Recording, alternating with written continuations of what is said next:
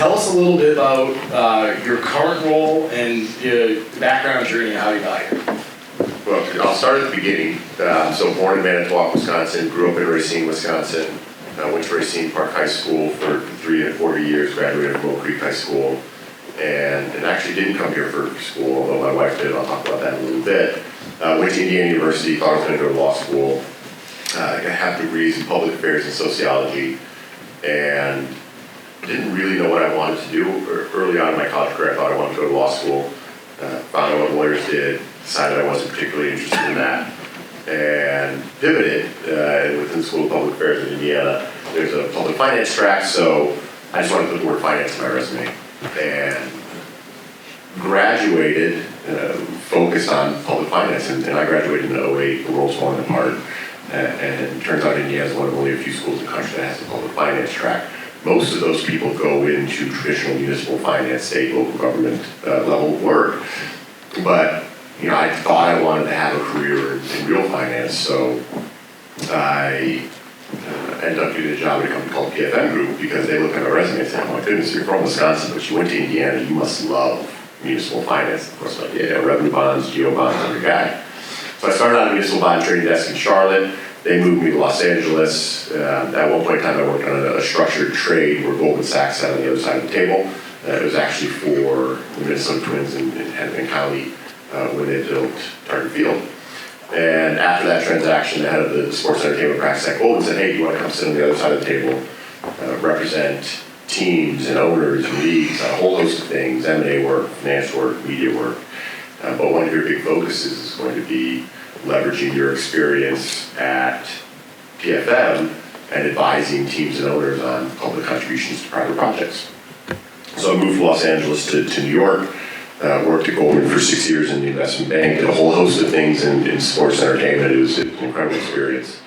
And then in late 2018, got a phone call from Jimmy Haslam, and they were looking at acquiring the MLS team, the Columbus Crew, and the commissioner of Major League Soccer, who's a good friend, he and Jimmy Haslam said, "Hey, we need an advisor. Who should we call?" And thankfully, Commissioner Garber said, "Call Josh Glessing." So they called me. I was representing them on that acquisition, financing of a new soccer stadium in Columbus. And in the spring of 2019, Jimmy Haslam and I were having dinner. And I said, "Jimmy, I think all sports assets are undervalued, all of them everywhere. I think there's a universe of assets adjacent to core sports assets that have incremental value that can be unlocked due to their adjacencies, and that's through strategic and venture investing, it's through real estate, and it's ultimately through economies of scale to build a platform." And he said, "I agree with all of that." Moved to Cleveland and execute on that strategy for us as chief strategy officer. We were living in Brooklyn at the time, and I went back to my wife and I said, "What do you think of Cleveland?" And my wife said, "Absolutely not, but I'd go to Columbus." So we went to Columbus in the summer of 2019.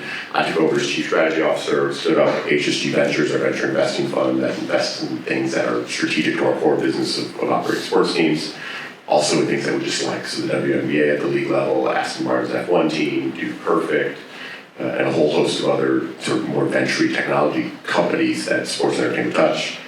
Sort of our real estate business, which develops real estate adjacent to our sports facilities, and then led all of our sports and entertainment M&A. So as part of that third function, acquired half the controlling interest of the Milwaukee Bucks from a guy named Mark Lazary, helped Bill Haslam acquire the Nashville Predators in the NHL, and led all the financing work for the Cleveland Browns, what we're trying to build in Brook Park, Ohio, with the new stadium.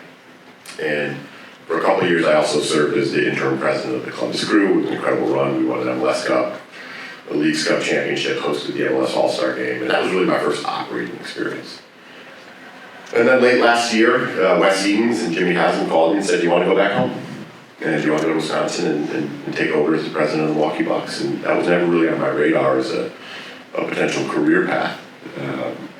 But you guys don't, most of you, the students in the room, can't fully appreciate calling your mother or calling your mother-in-law and saying, "Hey, we're moving back to Wisconsin." That was never on their radar. They never thought we were going to leave New York City, let alone eventually make it back to Wisconsin. My mother and my mother-in-law are both fairly different to me living here, but they're very grateful that their grandkids now live in Wisconsin. So we moved to Milwaukee at the beginning of January, and it's been we won 8 out of the last 10. But this is my first really focused only on operations role. Now, I think it was said in the lead up, I still serve as the Chief Strategy Officer of Haslam Sports Group. I still run our venture, I still run our M&A, and I think we're a little less focused on that now than maybe we've historically been because we're so focused on building a new stadium for the Browns. But that still all runs through me, which is a ton of fun because at my core, I'm still a deal junkie, still a deal guy, but it's a surreal opportunity to lead my first favorite sports team, the Milwaukee Bucks. That was a very long-winded answer. No, that's perfect. The theme throughout all of this is adaptability, and you've worn a lot of different hats, and continue to wear a lot of different hats. How do you approach that on from a zooming out from a career perspective, but even on a day-to-day basis? How do you manage in all these different things that you have on your plate? Yeah, I'd say like focus today, and I'll touch separately on how we get to here because I think they're actually kind of different answers at different stages in your career. And you're right, you do have to be adaptable. It is ruthless prioritization. I have to know what's most important every single day, every single hour. What is the best use of my time? What things can only I do? What things can our leadership team, our executive team execute? With what level of autonomy? There's one-way doors and there's two-way doors, and the beauty of me and my role really coming from outside of core sports team operations is there's not a single person who reports to me whose job I know better than they do. There's not a single person. So I have to rely on them to be the experts in the building. And I have to leverage them and trust them, but hold them accountable to be the smartest people in their line of expertise. Now, some people, and you see this in a lot of businesses, in sports, team sports at least, someone will come up through marketing or come up through corporate partnerships or sales, and they will be the smartest person in corporate partnerships in the building, but they'll have someone who leads corporate partnerships report to them. And a lot of people will naturally kind of lean towards this comfort zone that they have in their line of work. I don't have a comfort zone. So I have to hire really great people, and thankfully we have a lot of them in place right now. And I have to push them, hold them accountable, but I also have to let them run their business. Because I have to focus on where's the highest and best use of my time every day, what things can only I do. And then the hardest part for me is I love the weird, wonky, one-off stuff. Like my safe place, when I have a lot going on, and I'm like, where can I just go and be free for a little bit? It's like it's an Excel model. In my office, door closed, doing first-year analyst at Goldman Sachs work is like my comfort zone. I still really, really enjoy that.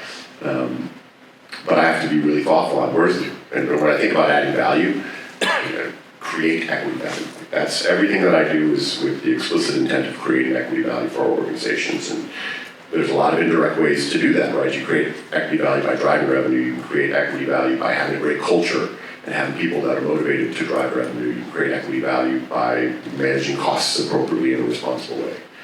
But everything that I do is with the explicit function of creating equity value for a broad organization. And it's incumbent on me to communicate appropriately with the Haslams, with Glessing, with Jamie Dinan, all of our owners on where I'm allocating my time and where I can only do what I do. You mentioned that you're a deal junkie. Before we zoom into the Bucks a little bit, what's your favorite deal that you've worked on? I'm going to give you one answer, but three different parts of it. When I was at Goldman, I got to work with teams and leagues around the world, and it was just incredible. And I think all the people in this room are in this room because you have some level of affinity or passion for the business of sports. And the first sports deal I ever did was with the Sacramento Kings, and to me at that point it was that. But in 2014, I had a chance to work with Wes Edens and Mark Lazary as part of their purchase of the Milwaukee Bucks and the financing of Fiserv Forum. And that was the first time that I actually got to be involved with a team that I also liked and supported my entire life. So in 2014, it was definitively that, because it was the first time those two things overlapped. And then fast forward to late 2022 into 2023 when I'm working at Haslam Sports Group, I got a I was driving from Cleveland back to Columbus, and we had made a strong push. We thought we had acquired the Minnesota Timberwolves. Unfortunately, it fell apart towards the end. But it was pretty much out there that we were looking for an NBA opportunity. And I was driving from Cleveland back to Columbus, and I got a phone call from the Sportico reporter. And I don't even remember what question he asked me. And he was a good friend. And I said, what else is going on? What's out there? What do I need to be thinking about? He goes, well, Mark Lazzary's selling his interest in the Bucks. And I was like, yeah, of course I know that. Why wouldn't I know that? It's my job to know that. So I hung up with him, and I called a woman named Sarah Watterson, who's one of my best friends and is very much my equivalent for Wes Edens. And I said, hey, I just got this phone call. Is that actually happening? And she said, yes. So then we set Wes Edens and Jimmy Haslam up really on a blind date. And they hit it off, and then Jimmy Haslam and I went to New York. We met with Mark Lazary and said, hey, we'd like to consummate a transaction. And we met with Adam Silver in 2023. It was like, exactly. This is the second time in my life that my professional relationship with the Milwaukee Bucks has come full circle. And then you have this third instance, which wasn't even on my radar, this third instance of me thinking that my story with the Milwaukee Bucks is coming full circle. So it's always the Milwaukee Bucks, but there are 3 different chapters of it, and each of those chapters I thought was the last chapter. And then there was another chapter, and then another chapter. The third chapter probably isn't a deal per se, but the first 2 definitively are. That led to this third chapter. So it's the Bucks. How important were just relationships that you had to be able to get those deals done and put you in the position where you are today? I've never updated my resume. When I was after PFM Group, when I was at PFM, I worked on a deal across the table from Goldman Sachs. At the time, I didn't know that was an interview. I don't think they knew that was an interview. And then in 2018 into 19, I spent 6 months advising the Haslams on acquiring an asset with their executive team with the Haslams. And at the end of it, they said, hey, would you like to come work for us? And then I recently came to Milwaukee, which was a portfolio company of Haslam Sports Group. And I've known Wes Edens longer than I've known Jimmy Haslam, because I worked with him in 2014. And his person that runs all of his sports assets, he also owns Aston Villa in the Premier League and some other sports assets, is a great friend of mine. So every career transition that I've made has been because I worked on a transaction, or I was involved, whether it was on their side of the table or the other side of the table. And I was in job interviews that I never knew were job interviews. But that's when the greatest opportunities come, is when you're in the trenches, you're working on something. Whether they're on the same side of the table or not, if they're on the same side of the table as you, are you giving them good advice, giving them good guidance, supporting them appropriately? If you're on the other side of the table, are you trying to get to a deal? Are you treating each other with mutual respect? Even though we're solving for different things, there is a level of respect that can come from that. And it's all about the whole thing is relationships. I was not the smartest, or if you were to go through 100 resumes, and Goldman was trying to hire somebody for the sports and entertainment investment banking practice, if you'd gone through 100 resumes and interviewed 100 people, I wouldn't have won. Same thing that Haslam's working. There were probably people who were more qualified for that job than me. They were going through a process. 100 people, 100 interviews. It's probably not me. But I was in this seat, I had this opportunity that I didn't know was an opportunity. I worked hard, I treated people with respect, and it ultimately worked out. So the whole thing is relationships. I am not the most qualified person to sit in the seat that I sit in right now. If you interview 100 people 100 really qualified people for the seat that I sit in right now, odds are that I don't get it. But I've developed relationships over the course of 20 years that have, fortunately opened doors for me. Zooming into the Bucks, your current role, you talk about ruthless prioritization. What is on your plate today? What are the priorities, the things that are keeping you up at night? So there's a number of things, right? We got to win on the court. We have to put together a compelling product on the court. And our GM, John Horst, really leads the assembly of what's on the court every day. And obviously there's been a lot of noise for the NBA fans in the room, the Bucks fans in the room, and I think you don't even have to be an NBA fan to realize there's been a lot of noise around our Greek superstar over the course of the past couple of months. He's injured right now, but we won 8 out of 10. And we brought in some pieces at the trade deadline to put us in that position. Cam Thomas, Oklahoma City, And we're playing good basketball right now, and we've had a really good stretch. We need to get Giannis healthy and back on the court, but we have to compete in the short and the long term, and we have to put together a compelling product in the short and the long term. And then on the business side, it is, very publicly our local media rights partner, FanDuel, Main Street Sports is on the brink of collapse.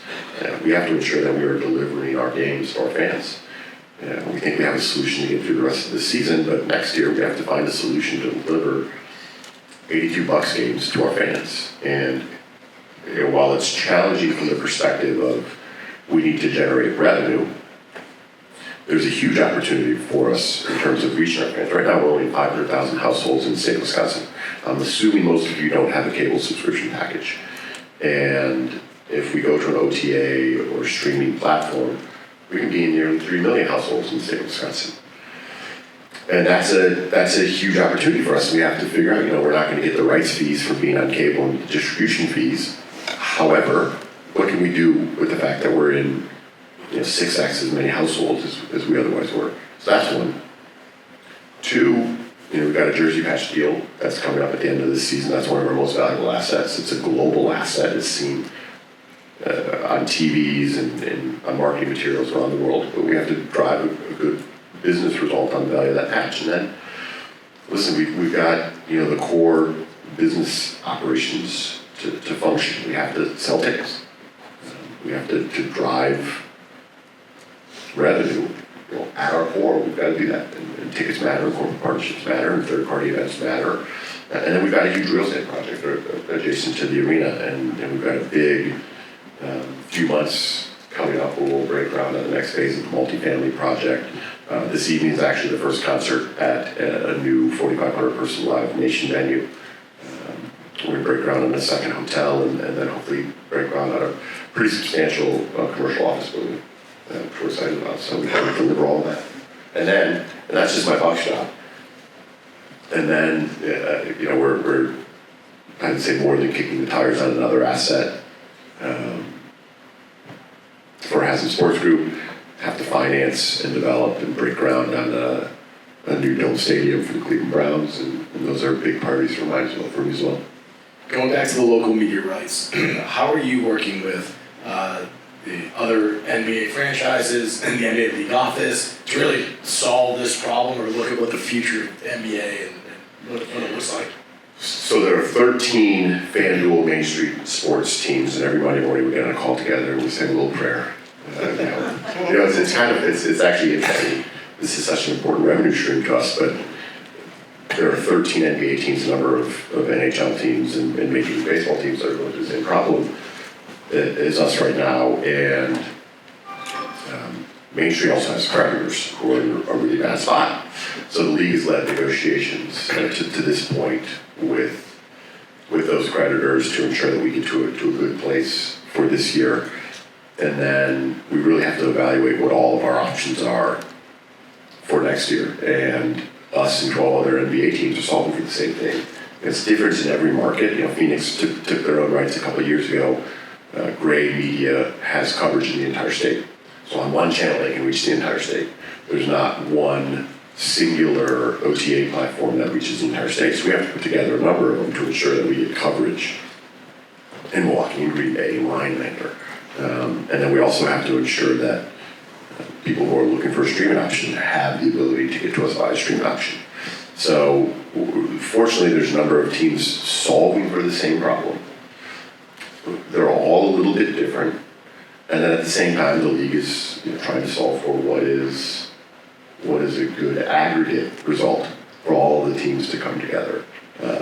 We need distribution, we need economics. So distribution is ensuring that everyone has access to Milwaukee Bucks games or Cleveland Cavaliers games or Miami Heat games or whatever the team may be. We have to have distribution, we have to have the right economics, and we work in the short term with the other 12 teams that are in the same position as us right now, but in the long term we work collectively with the league to ensure that we find a really, really good solution. You talked about the global asset jersey patch, and obviously you have an international star in Giannis and the growth of the league internationally. What do you see as the future internationally, and what are those priorities for the Bucks and how you grow that fan base globally? last summer, my wife and I took a vacation to Italy. And while the NFL is king in the U.S., and I would honestly contend college football is probably number two. Globally, those two aren't even in the stratosphere of the NBA, not even close. When you walk around Milan, you don't see Green Bay Packer or University of Wisconsin hats. You just don't, unless they're tourists. You see a lot of NBA marks, logos, jerseys, hats, fandom. And you think about it's either the last 6 or the last 7 NBA MVPs were not born in America. They were born all over the world. Eastern Europe, Western Europe, Canada, Africa. And that has huge value. There's a reason the league is looking at expanding its footprint with NBA Europe teams, because the brand, the sport translates. I mean, globally, it's the English Premier League and it's the NBA. And a lot of people contend it's also the Indian Premier League. That's a lot of people, but it's pretty condensed. But globally, those are the two. So we have to take advantage of that. And we have to, I'm sure there's a more exact percentage, but north of 90% of Milwaukee Bucks fans are never coming to Fiserv Forum. They're just never coming. They're going to engage with us in a different way. They're going to engage with us on TV or through social or through merchandise. But most of our fans are not coming to a Milwaukee Bucks game. They're not coming to Milwaukee. What's the value of that, right? The reality is, you think about the behemoth that is the NFL. You know, on average, 70% of NFL teams' revenue comes from national media. So we have to create an environment, and going to games is what creates fandom and passion in a lot of ways. The business model is driven by eyeballs more than it's driven by butts and seats. We have to take great care of our fans. We have to get them in the building. We have to take great care of them when they're in the building. The business of sports does not move forward just on ticketing. It moves forward based on media rights. Knowing that getting a fan into your building still raises the level of fan affinity for them, how do you balance the reaching fans where they are, whether it's in the state of Wisconsin or globally, versus trying to get them to come to Fiserv Forum and spend at the gate and all that? How do you balance that? You know, one thing I'm going to come back to your question, but I've made up a few stats here and numbers. And Barry Baum is in the room someplace. He's actually a University of Wisconsin graduate. One of his sons currently goes here, and he'll be the one to tell me afterwards what I got right and what I got wrong, because we need someone with a really good undergraduate education to fact check everything that I say. So Barry, speak up if I got it wrong. I don't see you. No one's going to fact check until you come. What was your question? The balance between reaching fans where they are versus really trying to motivate them to come into your facilities and spend. How do you look at that? Yeah, it's a perpetual balancing act, right? They have to come to our facilities. We have to show up in our community too, right? We say over and over, win fan community. We've got to win on the court. We've got to take great care of our fans, and we have to give back to our community. So there are even some instances where we're in communities with people who may not come to very many, if any, Milwaukee Bucks games. But we have to show up in our community. It's important. It's incumbent on us to show up in our community and give back to our community. We have to take great care of our fans wherever they are. And sometimes they're on social media. Sometimes they're in the building. Sometimes they're showing up in the community with us. Sometimes they're at one of our fundraisers, or sometimes they're in Greece watching their idol, Giannis Antetokounmpo, play basketball at 6 in the morning. So you have to perpetually balance that. You cannot drop the ball on any of them. There are not necessarily one that's more valuable than the other. You have to meet them where they are. You have to engage with them.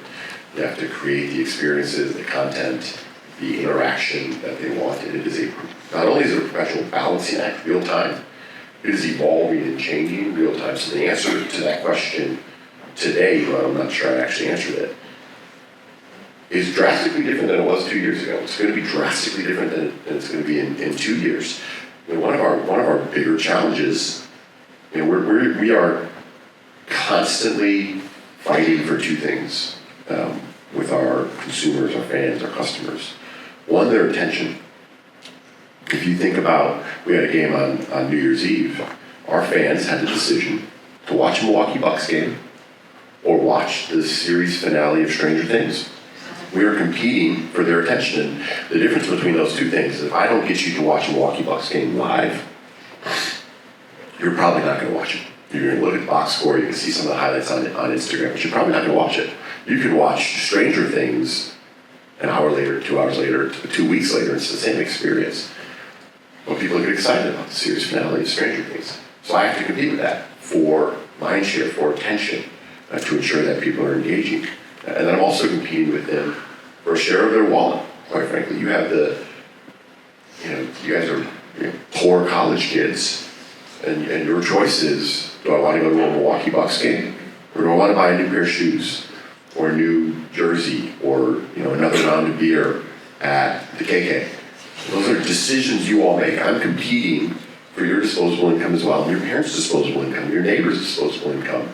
So I have to create something more compelling than a pitcher of beer and a gritty burger sometimes. And it's just the reality of what it is, and I'm doing that across the spectrum. To parents who have to make decisions on, do I want to buy season tickets, or do I want to do something else? Is that the highest and best use of my disposable income, my family's disposable income? Is that engaging for me and my family?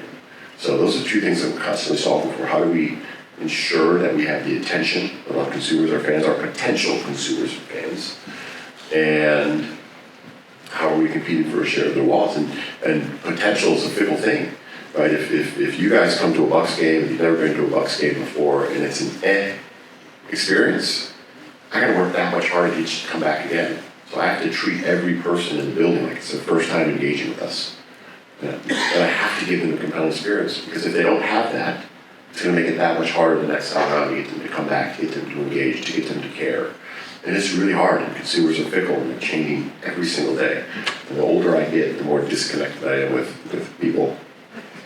I think this audience probably sees how much NBA teams and NFL clubs compete on the court. But can you talk to how off the court aligned you are with your peers, especially in the NBA, on comparing notes and trying to solve for a lot of what we're talking about here, and how to drive revenue, how to drive fan engagement? It's actually one of the beauties of the business of sports, at least team sports. Maybe it's a little bit different in banking, advisory, agency work, but the core team sports, Nike and Adidas are competing with each other head-to-head every single day. Do you want to buy a pair of Sambas, or do you want to buy a pair of Air Maxes? They are competing by a brand, by a comfort, by a style. They are directly competing. They are not sharing best practices with each other. Maybe if it comes to tariff-related issues, they're having conversations and they're talking with one another on how do we lobby appropriately, etc. But otherwise, they are competing. And they're competing with Under Armour, and they're competing with a whole host of other brands. I'm not competing with the Chicago Bulls or the Minnesota Timberwolves or the Detroit Pistons or the Cleveland Cavaliers.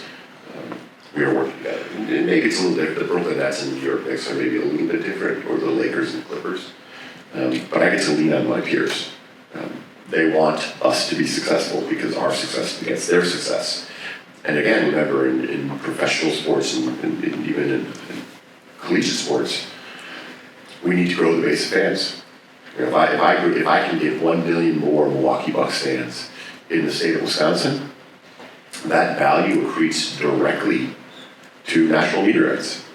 That accretes directly to comps. When we set a comp for a jersey patch deal, the Lakers reference that, the Celtics reference that, the Timberwolves reference that. So our success begets their success, so directly and indirectly. So it's really, really important that we work well together, and all of the leagues do a very, very good job. Now, you're competing for players and you're competing for talent, and that's a little bit different. John Horst is not calling his peers and saying, hey, I really like this kid. Did you look at this? Like this young guy at Valpo is a great two-way player, and he just hasn't had the right system, but look at all these traits. What do you think? He's not making that call. Right? He's trying to, bogart the talents. That's one area where we develop. But what Horst does do with our athletic trainers across the league is how to ensure that our best players stay on the court. All of our players stay on the court. So health and safety and wellness. There's a tremendous amount of knowledge sharing. it's obviously a little bit different within the state, obviously different sports, different leagues, but how do you apply those same principles? How do you work with Rick at the Brewers or us here in Wisconsin? How do you kind of look at that overall ecosystem in the state? Yeah, so right now Rick and I are talking to the president of my counterpart at the Milwaukee Brewers. We are speaking frequently because they're also a FanDuel team, they're also a Main Street Sports team, so they're in the same position as us. The difference is we're trying to get through the end of the season, and their season starts this month, next month. So we're working hand in hand with that. We are competing in some ways. I mean, and Rick would say the exact same thing. We're competing for fandom, we're competing for wallet share. So that's maybe a little bit different. We're competing with partners. And the good thing between Rick and I, Brewers and Bucks and Packers and the University of Wisconsin is we do all care deeply about the state of Wisconsin, the people in the state of Wisconsin. So there are instances where we have to stand up together and support things together and work together. But you and I want the same thing, right? You and I both want to do a big corporate partnership deal with Epic, with Harley Davidson and Kohl's. And we have to both make the case of why a brand affiliation and impressions are more valuable with the Milwaukee Bucks and more valuable with the Badgers than the others. So there are instances in which we are legitimately competing. When there's an overlap, I'm boring Quinn Daly, he's fallen asleep over here. There are instances in which we're playing at the same time. But here's the reality. When we look at our schedule at the beginning of the season, if we've got a Sunday afternoon game in November at the same time the Packers are playing, or Saturday early afternoon game at the same time the Badgers are playing, we're going up, we are fighting for eyeballs, and that's hard. So when we put in our schedule preferences, we're trying to avoid each other. It's just the reality of the situation. It's better for us if a fan does not have to decide whether they want to watch a Badger game or a Bucks game, a Packers game or a Bucks game. That's a real thing. It's the same situation here. We during the divisional round, we have a basketball game. It's a little more challenging to do when you have 3 teams playing in one building. But with this crowd here, obviously a group of young professionals who want to are interested in the sports industry, what advice would you give to them as they sit here today? They want to pursue a career in sports. I think at some level it depends on what you want to pursue. I think your background is incredibly interesting, going through a league rotational program and what you can learn at the league versus at a team, I think is an incredible experience. And admittedly, when you started the rotational program at the NFL, it was hard to get into. Today, it's nearly impossible to get into because there's so much interest in the career trajectory that comes from being in that rotational program. I'll be really candid with everybody in this room. I think the path to my seat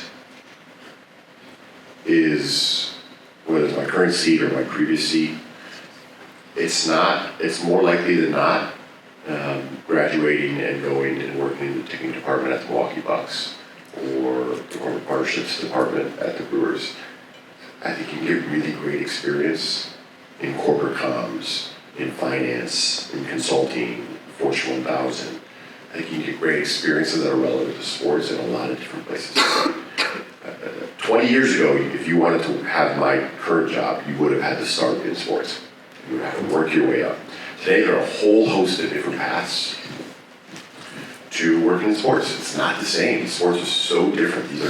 These are massive media companies. They're behemoth businesses. They're $5 billion enterprise value businesses.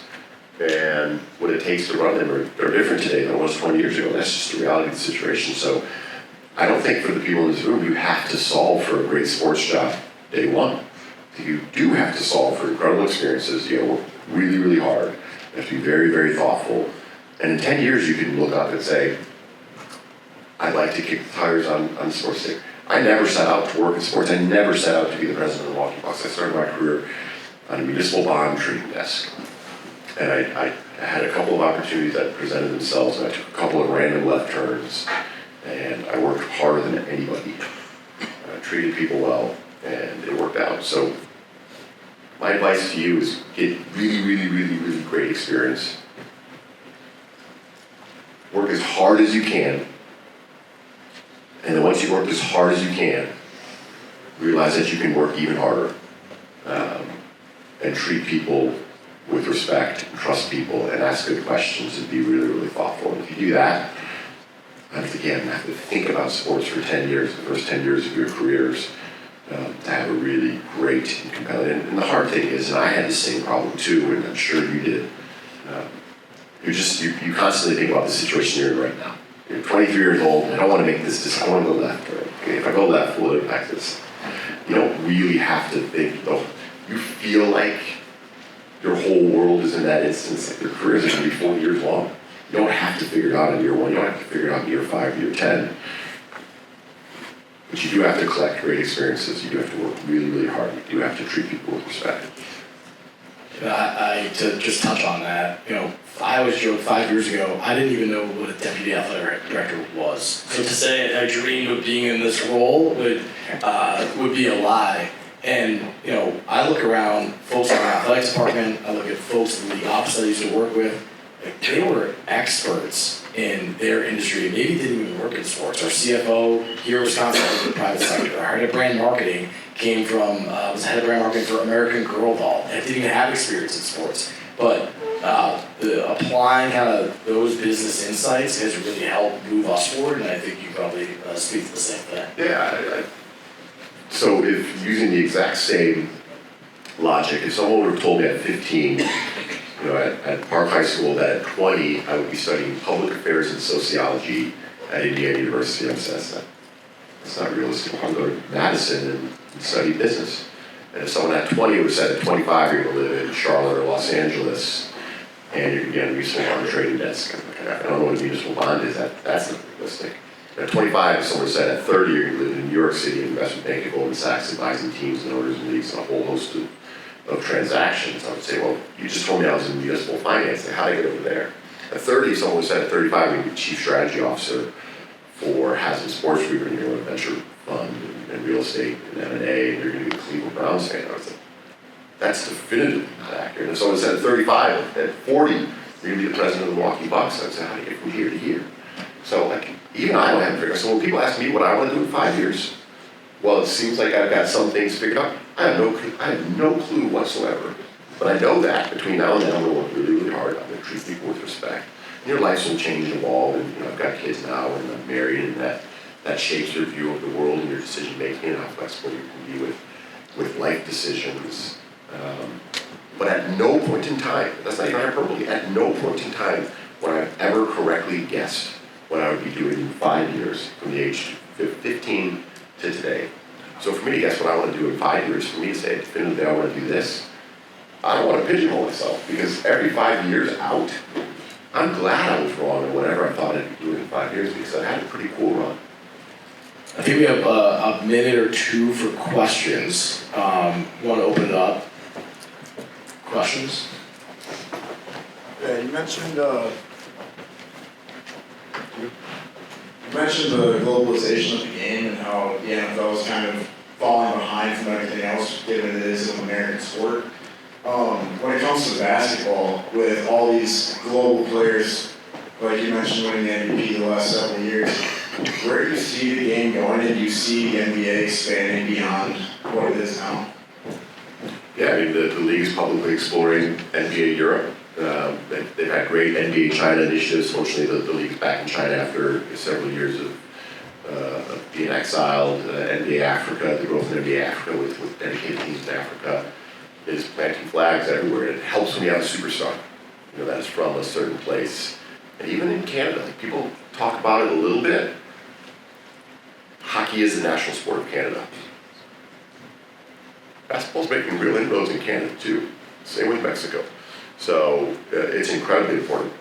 And again, going back to it, 20 years ago, the lifeblood, maybe 30 years ago, the lifeblood of a league, of a team business was tickets. Number 2 was corporate partnerships, and then maybe just number 3 was media. It's media today. You either got it or you don't got it. And all of the leagues are solving for the same thing. It's distribution, it's eyeballs, it's fandom.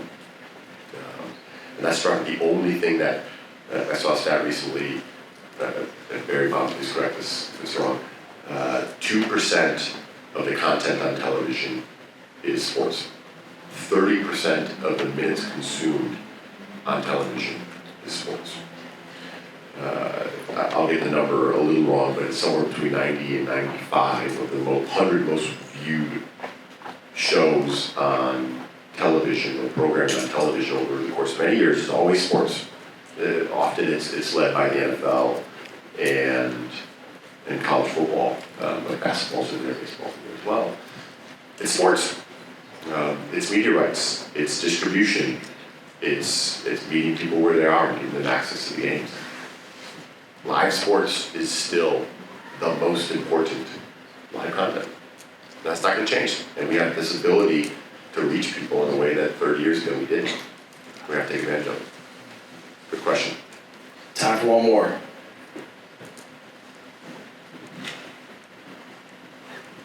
Just shout it out. There's ongoing discussion between small and big market teams in the league. As a representative for a smaller market team, how do you differentiate yourself and try to grab as much of that equity as you say you try to add every day? Well, that's the beauty of the national media rights is they're shared evenly. So we're a part of it, and we're growing the same thing. And the reality of local media rights is the Lakers' local rights are more valuable than the Bucks' local rights. It is one of the things that has made the NFL the NFL. Real parity, hard salary cap on player expenses, and the national media right is split evenly amongst every team. The reality is there are more people watching Dallas Cowboys games than there are people watching Minnesota Vikings games. And the best thing for the Dallas Cowboys is to have great parity, to have the NFL be as strong as possible. Because if the Dallas Cowboys only cared about the Dallas Cowboys, the New York Giants only cared about the New York Giants, the parity doesn't exist in the same way, the success of the league doesn't exist in the same way. So some markets have to make those hard decisions. And it is admittedly socialistic in nature. U.S. sports leagues are socialist, ironically, and the rest of the world, the sports leagues are very capitalistic. And that's why in the Premier League, you have two things. You've got 6, 7 teams at the very top that are great businesses, and then you have 13, 14 teams that are horrifically bad businesses, and even most of those top teams are bad businesses. Major League Soccer is not one of the top leagues in the world. It's top 10. Half of Major League Soccer teams are more valuable than half of the English Premier League teams. Think about that. It's not even the best product, but it's a better structure. There's more value that can be created, and Major League Soccer has this opportunity now to create value with a FIFA calendar, get in the player training business, develop for our academies. But that approach of doing things together creates, remember I said earlier, I talked about everything I think about all day, every day, is the creation of equity value. It creates that. And then, if you can have the right structure in place, and continue to grow the product, in the case of Major League Soccer on the pitch, you're in a really good position. So those structures of socialism and everyone being together are incredibly beneficial